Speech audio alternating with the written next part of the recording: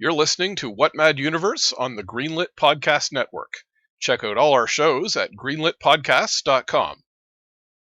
Content warning: anti-Catholicism, Orientalism, devil worship, rape, murder, and ghosts. Action, excitement, horror, romance, thrills and chills, swords and sorcery, rockets and ray guns, a dizzying panoply of the strange and impossible from the darkest depths of the human imagination. What mad universe encompasses such tales as these?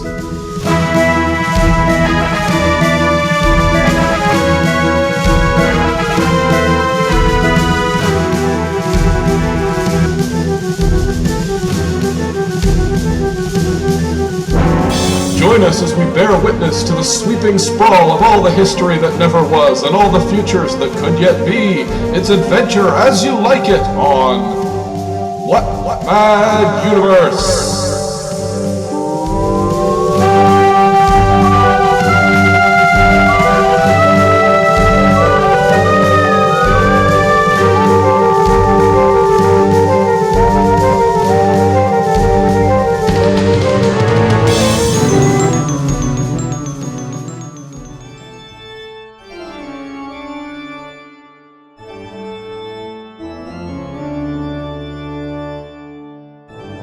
It is doing injustice to Mr. Walpole's memory to allege that all that he aimed at in the Castle of Otranto was the art of exciting surprise and horror, or in other words, the appeal to that secret and reserved feeling of love for the marvelous and supernatural which occupies a hidden corner in almost everyone's bosom.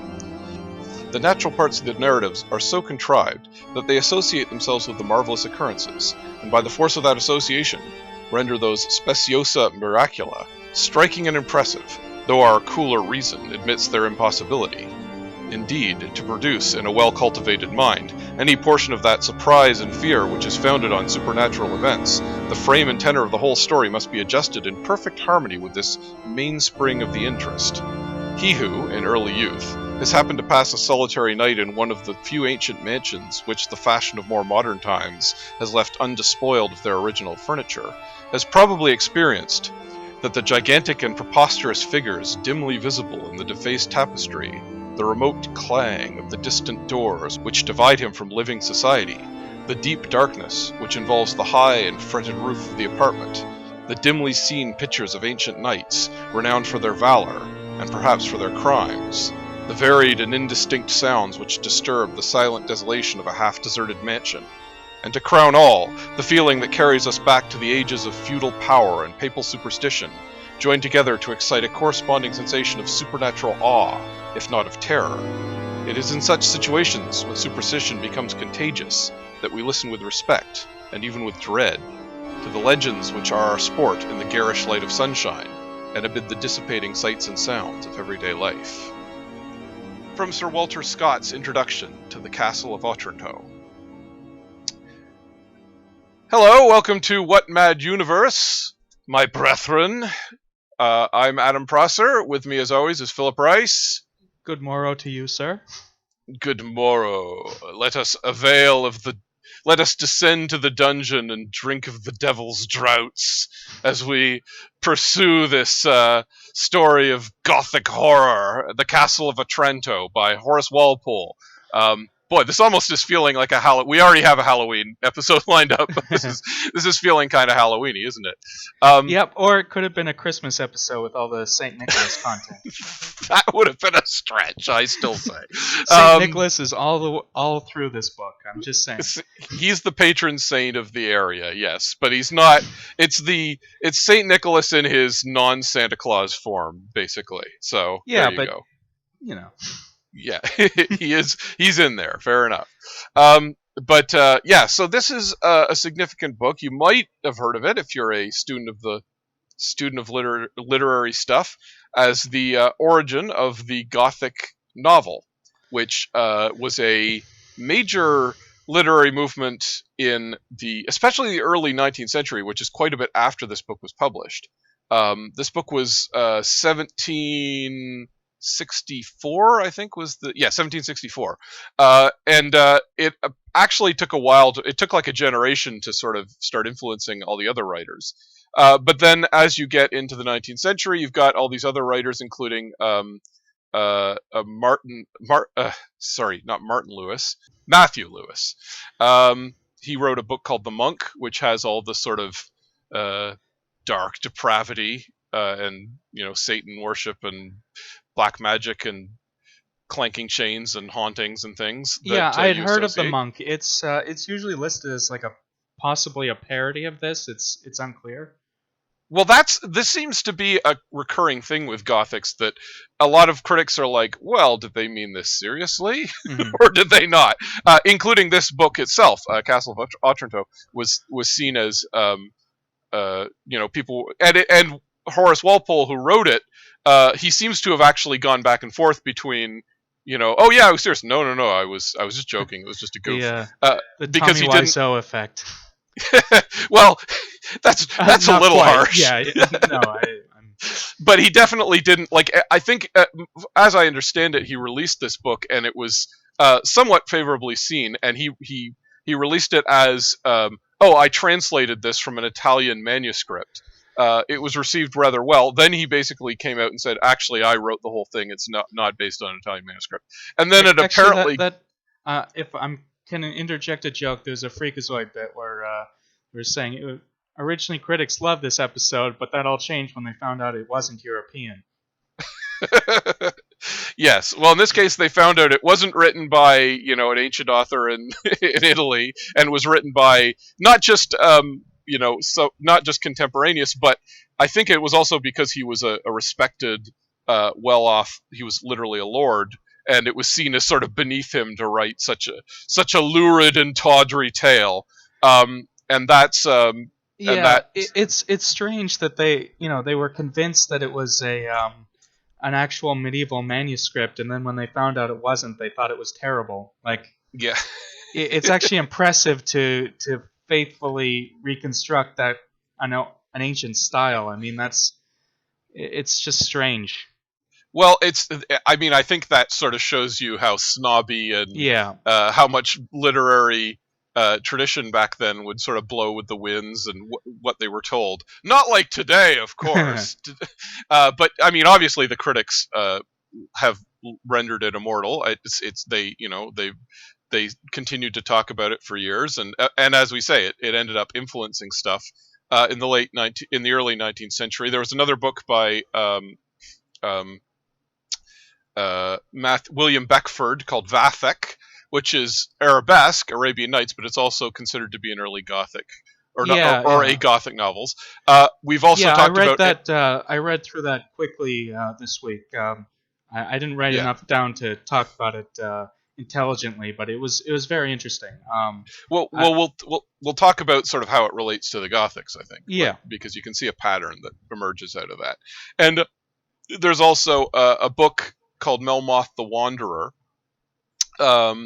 which is significant. I believe it was written by a relative of Oscar Wilde, and Oscar Wilde went by the name Melmoth later when he was writing under a nom de plume. And of course, we've talked about Anne Radcliffe earlier in the Vampire City episode, and she was a very significant Gothic writer. She was sort of dominant Gothic writer. She was the Anne Rice of her day, as we've said, except she didn't actually write about vampires despite being in Vampire City, but we covered that in that episode. And as we talked about in that one, she apparently avoided explicitly supernatural things. Like, supernatural things would supposedly happen, but there would be a explanation for them. A rational explanation. Not so in this book, really. Right. It was, and that's actually one of the things that's significant about this book, and I'll get into that in just a bit. And then, of course, Frankenstein is considered to be a Gothic novel, although because that's also considered sometimes to be the first science fiction novel, which is not. Well, that's become controversial now, but it's let's say a significant point in the development of science fiction. Yes. And as a result, it sometimes gets sort of separated a bit from the Gothics, but in intent at the time, it was almost certainly intended as a Gothic novel.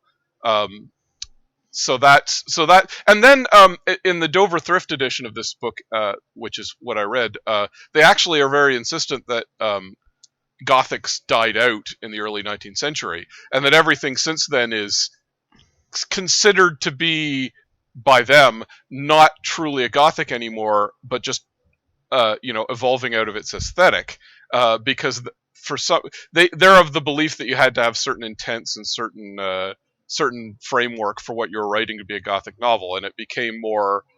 It basically just evolved into more the horror genre as we know it, and Gothic was a very specific thing.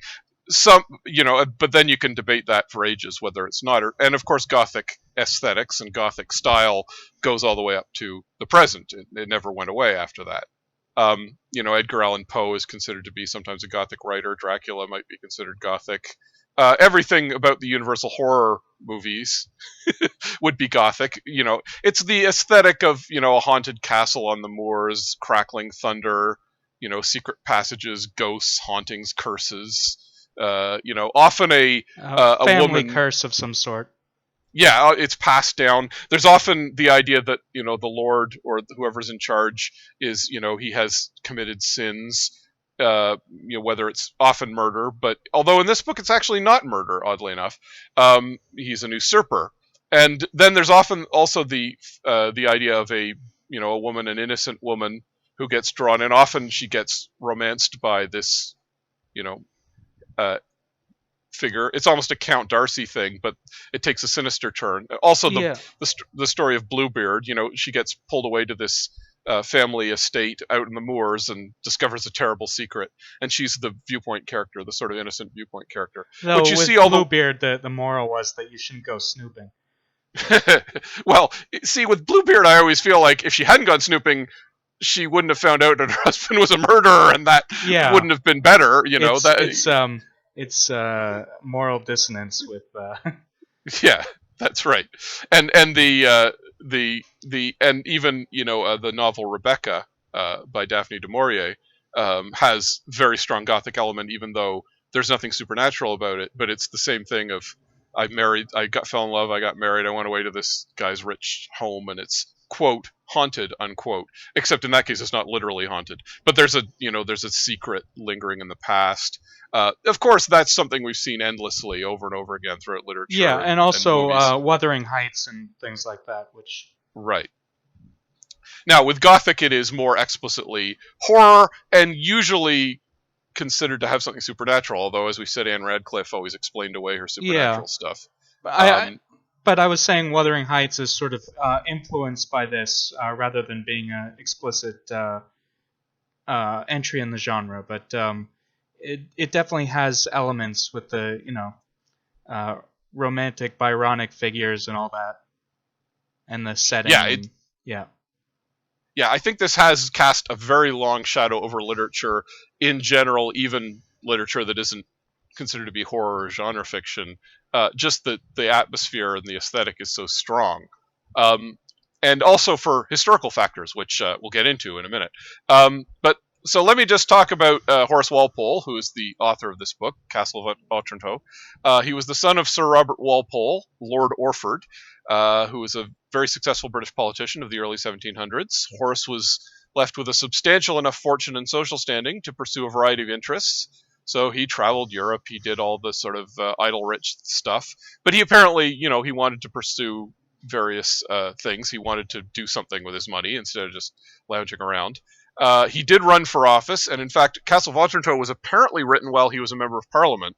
And that might actually also be a reason why he didn't want to come forward initially and say that he was the writer. It's actually significant to note that at various points, I couldn't pin it to a historical timeline, that there are definitely periods in which writing a novel was actually seen as a bit trashy. It wasn't seen as a very respectable thing to do.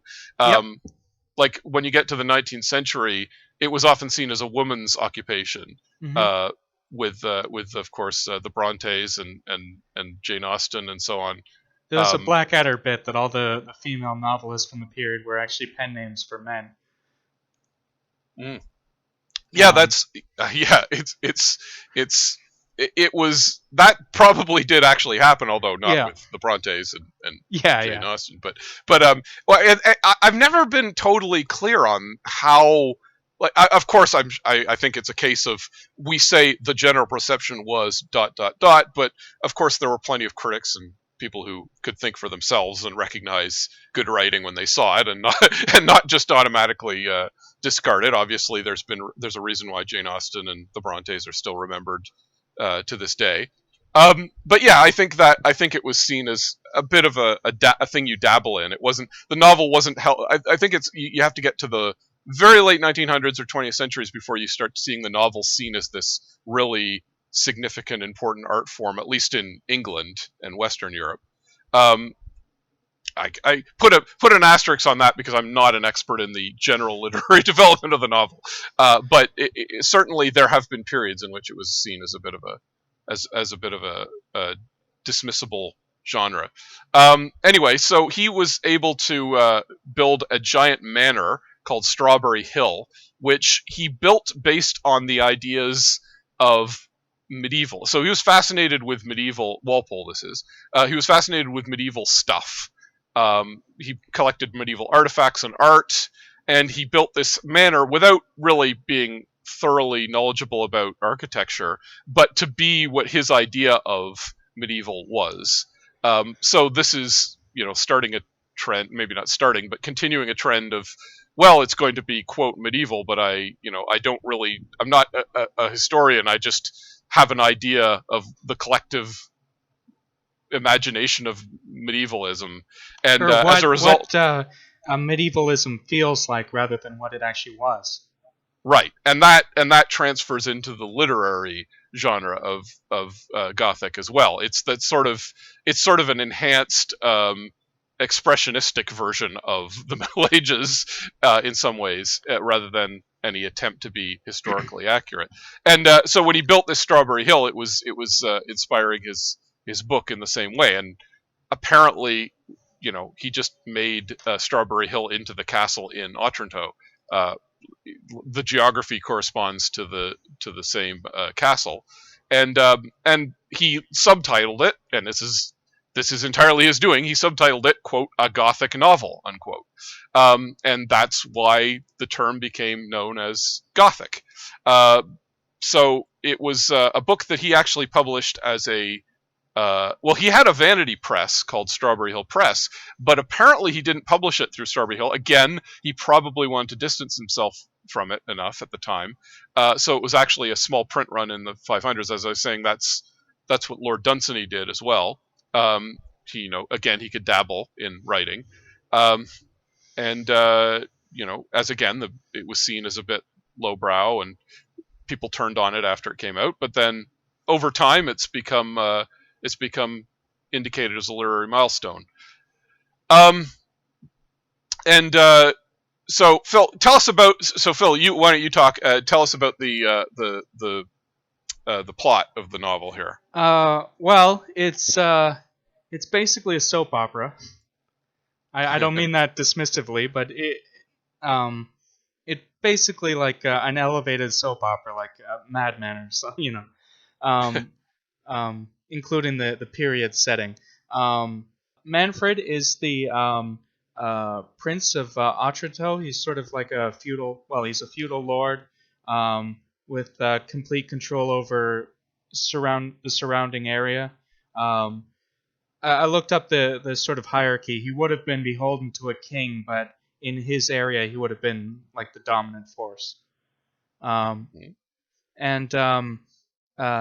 It turns out that he's actually his family were actually usurpers, or they took over when the previous rulers,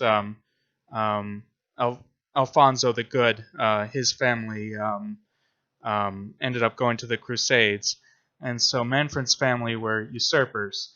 And there was a legend. Although to be fair, they didn't like angrily, like they didn't scheme. It was like it's like the stewards of Gondor from Lord of the Rings, right? If you will. Right. He was essentially, if I'm not mistaken, Alfonso said, "You can have my castle." He wasn't even begrudging it to him. He just said, "You take over my castle." But that's Manfred's ancestor Ricardo, I believe, was the one. So Manfred's married to Hippolyta. He has one son, Conrad, who's sickly, but he sort of dotes on Conrad because he's his one hope for a line. He has a daughter named Matilda, who he sort of ignores. And at the beginning of the story, Conrad's about to get married to a woman named Isabella, and who's not really excited about the whole thing, but is willing to go through with it. Conrad dies. A massive helmet falls on him in something which is not explained rationally. So this is an explicitly supernatural thing that happens in the book. It resembles the giant statue of Alfonso the Good in the church. It was the church, right? Yeah, I think so. Well, yeah. It resembles the statue, but it's actually made out of steel. So it's like a giant version of the actual Alfonso's helmet falls on Conrad and crushes him to death. A young man named Theodore, a peasant, points out that this resembles the prophecy about Manfred's family, or the current rulers of Otranto being thrust out when the original owners become too big for the... What was it? Too big for the castle, or too big for the... Yeah, they grow too big for the castle. Yeah. And so Manfred, logically, of course, blames Theodore for the helmet falling on him. You know, he shoots the messenger and accuses him of being a wizard of some sort, and sentences him to have to live under the helmet until he dies. Be imprisoned. Yeah, imprisoned under the helmet. And then he plans to marry Isabella. So he decides that he wants to continue his line, and his wife isn't going to give him any more sons. So he wants to marry Isabella. It's both for that reason, and obviously he's in lust.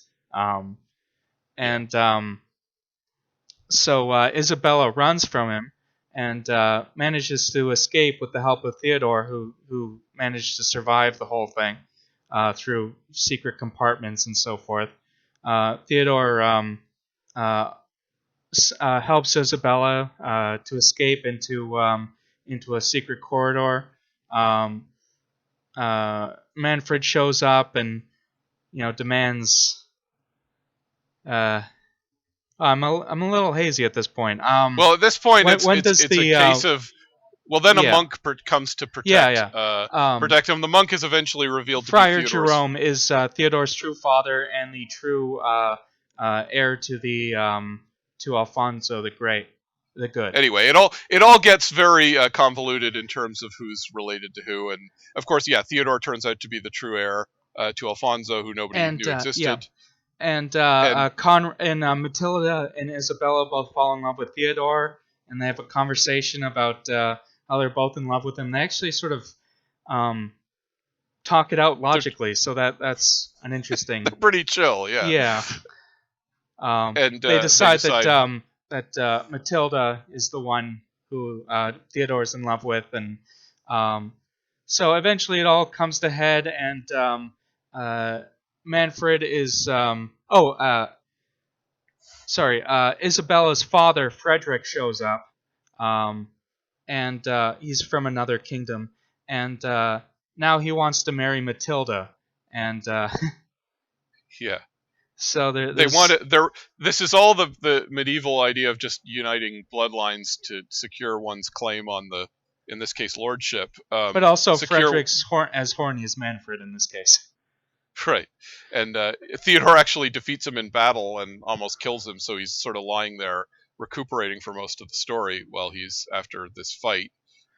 Anyway, there's all this entangled web, but it ends with Manfred accidentally killing his daughter Matilda, thinking that it's Isabella, and then Manfred decides, sort of repents and goes into the church, as a monk, along with which is really surprising. You wouldn't you expect him to die horribly, in punishment, and he actually gets off pretty light. He just goes into the church. Well, his daughter died. It's sort of like Godfather 3, I guess. I don't know. Clearly, this was inspired by Godfather 3. Yes, or maybe the other way around. I don't know. Yeah, it's not the best Godfather, but it's got. Well, I mean, you can see in all of this, there's very clear Shakespearean influence, and of course all the conniving and over bloodlines and so forth, and the tragic punishment, which is a bit King Lear-esque. Yeah, and the romance between Matilda and Theodore is sort of a Romeo and Juliet thing where one of them dies. It's a little different in terms of the backstory, but it's their parents' feud that keeps them apart, sort of thing. Yeah, and actually, if you go back to Shakespeare, you can also, and I think Walpole actually explicitly mentioned that you've got Hamlet with the ghost and an usurper, but the Gothic, the supernatural elements as well can be tied. You can see reflections of Shakespeare in Hamlet, in the ghost and the curse, and Macbeth and the witches and so forth. Yeah. Also in the intro that Walpole wrote, the one where he was sort of doing the kayfabe, pretending he was translating thing, criticized the author for various things and said he would have been better suited to the stage rather than writing a novel. Yeah. And that's probably a reference to Shakespeare, but also, dig it himself. The significant thing is that Manfred is haunted by a ghost, except in most ways this is almost an archetypal, what you would think of as a Gothic novel, except that the supernatural entity is a giant, which is really weird. It's not it's sort of a ghost, but it's also really huge, and it's this giant thing crashing through the castle, dropping helmets on people, which is not a subtle, ghostly, haunting thing to do at all. Later, they find his sword. Frederick actually comes in with his sword, the giant sword, and it's all sort of it's all representing the fact that the true heir has returned to the castle, and people catch glimpse of like a giant leg and a giant arm and so forth. And so and I mean, it is creepy. There's no getting around it, but it's just so weird that it's a giant and not a traditional ghost. Well, there are traditional ghosts as well. Saint Nicholas shows up. And there's a scene where Manfred is trying to seduce Isabella, and Manfred sees the portrait of his ancestor, Ricardo. A ghost... the portrait sort of leaves the frame and is a ghost, which, as I feel like bringing up, is probably the inspiration for a major part of Gilbert and Sullivan's Ruddigore, which is basically a parody of Gothic storytelling in general. The basic story of Ruddigore is that this family line, the baronet position, is cursed by a witch, so that the baronet has to commit an evil deed every day, or else he'll die. The main character who gets out of it for most of his life and is thrust back in the second act, his name is Riven, by the way, which is a reference to Lord Riven, spelled Ruthven, which is the first vampire character in English literature. Riven is trying to get out of doing an evil deed, but his entire portrait gallery of relatives comes out of their frames and, say, they all stopped committing an evil deed and they all died. At the end, it's revealed that not committing an evil deed is tantamount to suicide, which itself is a crime, so none of them are actually dead. But that's Gilbert and Sullivan for you. Yes. Well, that's a thing that the haunted portrait is. I think that was a thing that was a very long staple for a long time, and then of course you see the equivalent of that in the idea that there's a passage behind a portrait and people would open it up and look out through the portrait's eyes, which of course is the classic Scooby-Doo move. But I mean that goes again. like all of this goes all the way back for hundreds of years, right up to the 20th century. All the sort of classic Halloweeny stuff has its origins in the Gothic novel. I do want to, so let's talk about here. And then the other big element here is Manfred is never specifically said to have been driven mad, but he sure acts like it. He acts irrationally from the moment says that he's his son normally dies. It says, like the narration said, he's normally a good person, but he's acting out of character, which is Right. very weird because everything we see from him, he's like a rapist or attempted rapist, and yeah. And he immediately starts accusing people of being witches, and I mean, I can't even remember if it's explicitly said, but it's clear that he understands what's happening, that somebody's coming to take away the castle from him. Yeah. And that seems to be driving him to do all this. And so, I mean, there's a psychological element to all this, which would have been rare. Certainly you wouldn't have seen it in classic, spookum stories up to this point. And it's more in keeping with what at that point was modern novel writing. Yeah, so that's really what Otranto was doing. That's really what Walpole was doing. He was uniting these sort of threads. He was turning an old-fashioned spookum into a modern novel. And so the idea of modern novels at the time was that it was realistic. It was how people actually acted, or at least suppose that was the goal. Right. So it was how people of the era, how their manners were, how their customs and their thought processes and so forth, all realistic. And in this case, it sort of thrusts those kinds of characters into a situation where ghosts exist. Right. And that I think had to do with why there was a certain, this is tacky because it has to do with the supernatural. Actually, so that's something, just to talk about the etymology here. Goths, of course, famously, the Gothic tribes were the ones that sacked Rome back in the 3rd or 4th century, and we call the fall of Rome, even though Rome continued for a while after that. So Gothic was associated with the Germanic tribes, and so there's a specific historical and geographical tie to it. Just as Romantic deals with, initially the Romans, then it became like Spanish, Italian, and Southern and French, especially Southern French, which are the Romance languages, as in they're derived from the Latin, from the Roman. So there was a geographical sensibility, but it became more of an aesthetic sensibility as the years went on. When Gothic architecture started to appear, right about the time this novel is set, is when Gothic cathedrals started to be built. That was actually, although they were, you did see them in Northern Europe, but the main reason they were called Gothic was apparently that the Italians, or some Italians, said, "Oh, that's barbaric. It's like, the Gothic, meaning the people who sacked Rome, not the civilized Italian style, but the barbaric Northern Europeans, style." And that's where the word, like a lot of artistic movements, Gothic came from an insult, and then it became basically the de facto style all through the Middle Ages for cathedrals, because it's very effective. It evokes, airiness. It's flying buttresses, vaulted ceilings, pointed arches. So it's to create a sense of like grandeur and weightlessness, and towers up in the sky, and if you look at modern day Castlevania, Dracula's castle, it's got these sort of it's like things coming out of the tower that are gravitationally impossible. It's that kind of thing. It's like Gothic architecture is like you would expect the Eye of Sauron to be on top of it, sort of thing.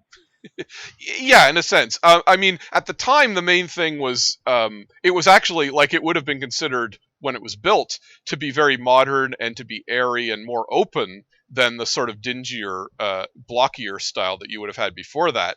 But of course, because that was all through the Middle Ages and it became a tradition for hundreds and hundreds of years, it became associated with the old-fashioned dingy Middle Ages.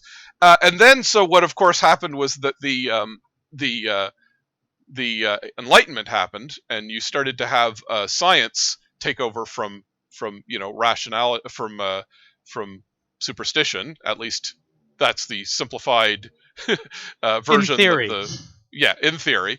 But the idea that people started to look to science and rationality and more orderly processes in their lives. And it also sort of started to take away from the idea of the monarchy, because the monarchy is literally, and the nobility is literally founded on the idea that we're chosen by God to be the special powerful people. And if you take away, well, God orders the universe, and start saying, well, there are processes you could look at and blah blah blah, it starts to implicitly go a bit more egalitarian.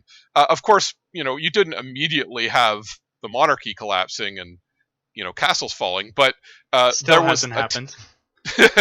not exactly, but there was a tension that was drawn, and there was around the time that this was written, it's between something like the British Civil War, which was an attempt to depose the king and set up something closer to a democracy, not a full-on democracy, but certainly something that took power out of the hands of the gentry and the monarchy.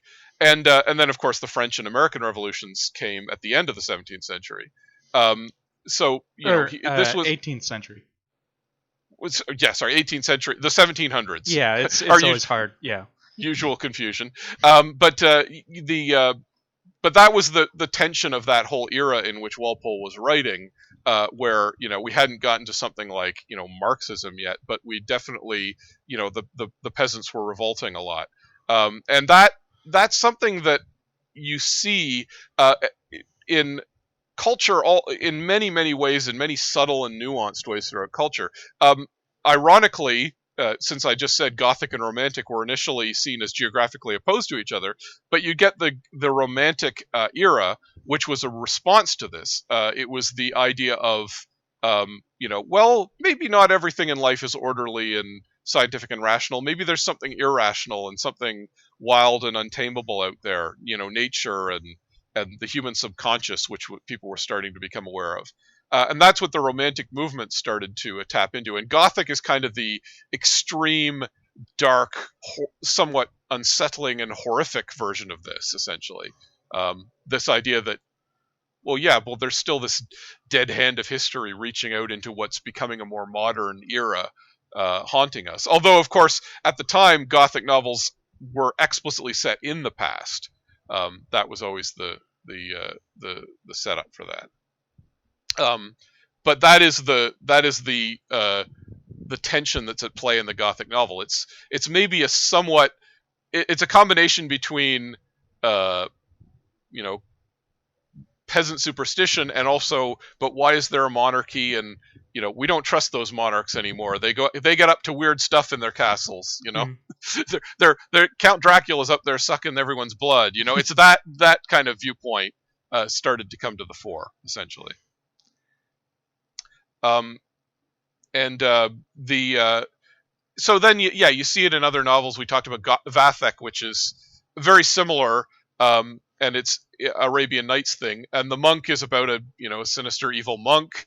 Melmoth the Wanderer is about a guy who's cursed by Satan and wanders around. Not cursed, he makes a deal with the devil, but essentially it's the same thing. He wanders around, doing evil stuff and getting involved, and he's always the sinister bad guy. So it's you can see this, standard aspect of the Gothic genre of the evil monarchy, the tyrant, the sinister figure who's attained power and wealth and status, even if he's not literally a king, but he's begging to be brought down by curses and by the supernatural, which will do it. That some older force than what we believe in these days will reach out and bring him down, right? Mm-hmm. And because Vathek's the same thing, right? The Vathek is him literally, basically making a deal with the devil. And he's also a king. He's a caliph, and he's a caliph. Yeah. It essentially, as you say, it becomes. You're talking about Redagor being a parody of that, but that is literally what it is. It's, well, you have to do evil stuff, and I'll give you all this cool power. Yeah. But he keeps having, the forces of good tell him, no, don't do evil things, repent. And in his case, return to Islam, rather than Christianity. But it's the same basic principle of, join God. But he's like, no, I want to do bad, evil stuff for temporal power and the sins of the flesh. Which, like I say, in this, go ahead. Yeah, he ends up descending into what is essentially hell and meeting what is essentially the devil. It's a Sorry, I didn't write any of the names from Vathek down, but it's an Eblis Islamic. is the name. Yeah, it's an Islamic figure who refused to bow down to Adam, I believe, in the Quran. Right. Yeah. So and he's granted worldly, all the power he wanted, but only for a few days, and then he'll be cursed for all eternity. Right. And so he spends his last few days kind of, like none of this is worth it. He gets to see the treasures of hell. And that's, of course, a commentary, the idea that, ooh, the treasures of hell, that sounds awesome. And then he sees it, it's like, that wasn't worth it at all. Yeah. Vathek had a lot of interesting elements. This is sort of an aside, but the idea of he sees a bunch of pre-Adamite kings, so people who ruled the world before Adam, and this seems to be a common heresy in all three Abrahamic religions. The idea that before Adam there was another race of humans that may be going back thousands of years even before Adam. So, and it explains where, well, yeah, it's sort of it fixes a few minor continuity errors in the Bible, but if you will, if you want to treat it that way, but it is considered a heresy, and it's not widely accepted, but it is sort of a thing that some people have believed. Right. Well, and that's actually interesting, and it's worth noting with Otranto. It's not the element of diabolism isn't really present in Otranto. It's actually pretty tame compared to what came later. Both all the other books I mentioned, they do introduce the idea of the guy being effectively a satanic figure or someone who's sold their soul to the devil in one way or another to be as evil as possible, which again was actually interesting because it was something that shows up in a lot of literature, even non-supernatural literature, like Vanity Fair, and Candide by Voltaire. It's the idea of just how bad can we get away with making the main character anti-heroes? That became a real thing around this time period. And Marquis de Sade was writing at this point, and in fact, Marquis de Sade has been linked to Gothic literature. Some of his stuff has Gothic overtones, even though I think he wrote a bit of supernatural, but it's not his major work, obviously. It's linked into that idea of, if as we said, a bit before this, but I think John Milton might fall into this a little bit, literally making Satan his main character. Right, that was probably Milton's right about the time of Isaac Newton, I believe, and late 1600s, I think, or right, mid 1600s. As I say, that's I believe that's also when Isaac Newton, and as a result, again, so you see, with the Enlightenment and with the idea of, well, the world runs according to principles that we can understand. What does that mean for religion? And well, it's not necessarily a logical train of thought, but clearly some people then run with it to, well, God is dead and we can worship Satan, like do whatever we want. As always, that's the great fear of fundamentalists right up to our time of like, well, if people learn too much science, they'll stop believing in God. And Dennis Prager saying if it weren't for the Bible, he'd be raping everybody, which says more about him than it does about anybody else, really. Well, okay. Not going to get into Dennis Prager, but clearly that subtext then started to run throughout history and culture, which is not to say that like diabolism didn't exist in, folktales and literature before that. But it was because we'd gotten to the point of, well, we're civilized men now, we can run a society based on order and logic and reason. The fact that train was still there and they didn't, they had all this leftover stuff from the medieval era, and they didn't know what to do with it, whether it was literally the castles and the artifacts or the morality and the sensibility of the culture. That's basically where Gothic art lives. It's that the tension of the dead hand of history, as I said, waiting on what's out there, what the world that's trying to be born, and the way people people almost have, as I quoted in that passage from Walter Scott at the beginning, it was almost like, sure, you're not a peasant in the Middle Ages, so you don't believe as wholeheartedly. Gothic is trying to get you back to the mindset of that peasant in the Middle Ages, where you believe it in spite of yourself, and maybe there's even a greater resonance because you don't believe in it, but you can be tricked into, it's late at night, it's dark, you're huddled around a fire, and someone's telling a spooky story, right? It's that irrational sense that haunts us, which is all horror, but the Gothic was the first one to really tap into that. There's a quote from Edmund Burke here. The sublime is that which is or produces the strongest emotion which the mind is capable of feeling. The sublime is most often evoked by terror, and to cause terror we need some amount of obscurity. We can't know everything about that which is inducing terror, or else a great deal of the apprehension vanishes. Obscurity is necessary in order to experience the terror of the unknown. So, yeah, it's a sort of, it's doing an end run around the rational part of your brain. Long story short. And again, we're talking about just horror in general in many ways. And But Lovecraft would really capitalize on this in his sort of method of, because he was quote unquote rational. He was an atheist, and he didn't believe in the supernatural. So he would treat. So for him, horror came from like the idea that we don't truly understand the universe, and there's just it doesn't care about us, and we're just nothing in the grand scheme of exactly. things.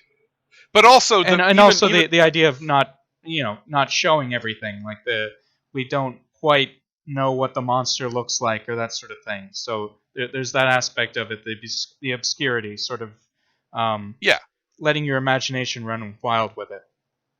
Yeah, exactly. Lovecraft is almost a perfect example of that, that having evolved down into the modern day of, and when we're he even was more apparently modern very and influenced rational. by Vathek as well. Oh, yeah? His unfinished novel he was going to base on Azathoth was apparently going to be based on Vathek, and there's some literary criticism that says the Dream Quest of Unknown Kadath was possibly inspired by Vathek as well. Right. Certain his use of Orientalism and stuff sort of has that in common. That's. I'm glad you brought that up. That's actually a thing that is common in literature in general, and not unique to Gothic literature, but that was a common thing at the time for many, and again, Shakespeare does this as well, setting it in a foreign land, which is not complete. I mean, Vathek is quite, apart from what a European audience would perceive. But even if you set it in like Spain or Italy, like Shakespeare setting a lot of his stuff in Italy, for instance, and it makes it exotic enough for the audience to sort of perceive it as a fantasy world, even if it isn't technically that. It makes it like, well, this isn't like our world anymore. This isn't the world I know. It's some foreign land where they do things differently. And that continued up until the 19th century with, Dracula being set in Transylvania, and a lot of vampire stories being set in Styria and places like that. Sort of. Yeah, 100. Yeah. Yeah, it's all that idea, and I mean that's why Orientalism was a big mode for fantasy for a long time. Just the idea of setting it in the the Middle East, Middle Ages, but then they started to, and I mean, as this novel also introduces, is the idea that you can also do that by setting it in the past, in kind of a misty, forgotten past. You can get the same effect of distance, which is what people started to rely on. And in fact, again, some people insist that to be a proper Gothic, it has to be literally set in the Middle Ages or the medieval period. I think most people would say that, well, it doesn't have to literally be in that period, but you have that era again pervading into the present, in that it's set in ruins and castles and catacombs and cathedrals and monasteries that are still lingering in our society. And someone like, and of course the ghost idea, and Dracula himself being literally a relic of an ancient time brought into the present and so forth. So there was a movie adaptation of sorts of Otranto.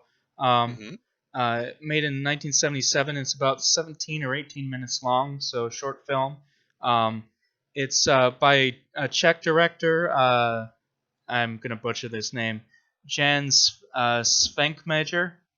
Yeah. Svankmajer. Yep. He also did an interesting stop-motion version of Alice in Wonderland that I've seen clips of. It looks good. Yeah. I watched this. I couldn't find English subs for it, so I didn't really understand what was going on fully, but I read the book, so it sort of made sense. It's basically a documentary of modern Czech people discovering a castle that they think might be the one from, the basis for the Castle of Otranto. And okay. It's intercut. Did they discover it in Italy, or did they discover it? It's in Czech, so it's like a Czech castle. Okay. Yeah. Like it's a complete made up right. conceit. Framing story, yeah. Yeah, framing story. And which is very true to Gothic in its own way, to have a framing story like that. And it's intercut with animated segments that sort of summarize the book basically. They're like, it's medieval style, and it's cutout animation, so it's so it's like stop motion but with flat images. And it basically, I had trouble taking it seriously because it looked so much like Monty Python's Flying Circus. Yeah. But I know it was going for, the medieval aesthetic. It just kind of, I just couldn't, Yeah. I just kept picturing British accents talking about, or like especially the giant walking around the castle constantly. I was just reminded of, what was that one about the giant hedgehog or the... Dinsdale? Yeah. Spiny Norman the Hedgehog, Yeah. Just reminded me of that so much. But it was interesting. I believe, like I said, I don't speak the language, and YouTube no longer does the translation feature automatically. But apparently it ends with a disclaimer that this whole thing is fake and it's not actually a real castle they discovered, because Soviet censors at the time didn't want fantastical things right showing up in their media. So there's that theme again, right? Like the tension between rationality and I mean, that is why the hardcore Marxists, they saw anything fantastical as sort of bourgeois, and there is there's something to be said for that as a historical analysis, which is what, again, Goth is kind of getting into, the fact that it's a like the Frankfurt School were against jazz music. Yeah, well, that anyway, it's very complicated, but that's an undertone that's sort of running through everything with Goth. Just the tension between the past that we can never quite escape and its creepiness. Well, the storm clouds brew and the thunder crashes, so it's time once again to retreat to our moldering castle on the moors. We are the ghosts of Adam Prosser and Philip Rice, condemned to podcast eternally for our sins. Oh no. Yes! As always, we want to thank our producer and engineer Alex Ross, who reigns over the Never Sleeps network from his crumbling tower in the mountains. The haunting music you hear is from Jack Feerick, who is driven mad by the burden of writing our theme song, and who lingers still in the catacombs. On a quiet night, you can still hear his wails of torment echoing through the walls. If you don't want to make a deal with Lucifer himself, you can listen to our podcast early by subscribing to our Patreons. Just search for Adam Prosser or Philip Rice at Patreon, or check the links on the website at neversleepsnetwork.com/series/what-mad-universe. We also haunt social media, including Facebook, Tumblr, and YouTube on Philip's channel. And if you're willing to brave the cursed website of Twitter, you can witness our mad scrawlings at WMU Podcast. Philip is SpearHafok_, and I'm Prankster36. Also, we're on the Greenlit Podcast Network now at greenlitpodcast.com, so check out all the other great shows there. And until next time, safe travels, wanderers, and even if the rain blows and the winds start to howl, stay clear of that haunted manor on the moor, lest ye suffer a fate worse than death.